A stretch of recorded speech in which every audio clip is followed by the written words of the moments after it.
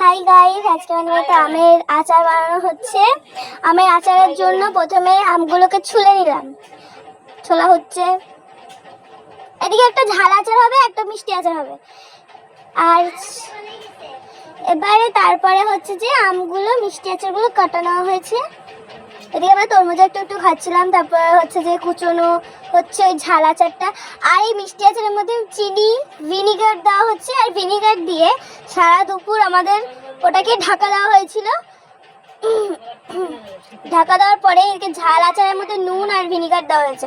তো বিকেলবেলায় আমরা আবার ওটাকে ওই কড়াইতে বা কিছু একটা হবে প্যানে, ওর মধ্যে ফুটানোর পরে ওর মধ্যে হচ্ছে শুকনো লঙ্কা গুঁড়ো, তারপরে হচ্ছে যে ভাজা মশলা দেওয়া হয়েছে, এর মাখানো। তারপরে হচ্ছে মাখামাখি হলো, আবার